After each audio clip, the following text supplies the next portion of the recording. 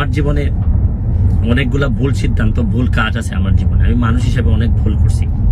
মানবতার বন্ধু, জনগণের বন্ধু ব্যারিস্টার সুমন আমেরিকা থেকে কি বার্তা জনগণের উদ্দেশ্যে দিচ্ছে সেটা একবার শুনুন। আমরা জানতাম সে মানবতার ফেরিওয়ালা, মানবতার দুঃখে সে এগিয়ে আসে, কিন্তু তার সরলতার পিছনে একটি মুখোশধারী ব্যক্তি লুকিয়ে ছিল। বিদেশে এসেও যে খুব বেশি এইসব চিন্তায় যে শান্তি দেয় তা না, কিছু অশান্তি নিয়ে মনে হয় বাকি জীবন পর্যন্ত, একেবারে কবর পর্যন্ত এরকম অশান্তি নিয়ে যাইতে হবে। শুরু করিতেছি মহান আল্লাহর নামে, যিনি পরম করুণাময় এবং অত্যন্ত দয়ালু। গতকালকে বিকেলে নিউ ইয়র্কে এসে পৌঁছাইছি। এখন নিজের ভাগনার গাড়িতে করে আমাকে আমার বোনের বাসা থেকে নিয়ে যাচ্ছে আমার মা যে বাসায় থাকেন এই বাসায়। তো থাকতে থাকতে অনেকগুলো মেসেজ পেয়েছি বাংলাদেশ থেকে।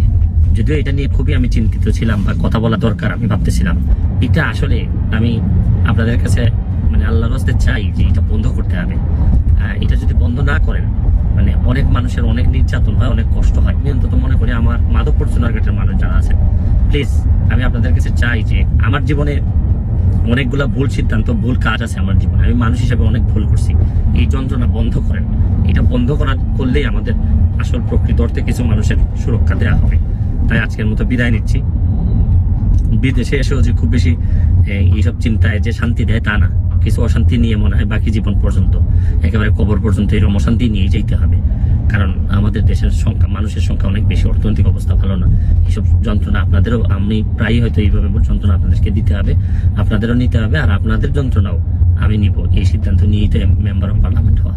ভালো থাকবেন, সুস্থ থাকবেন।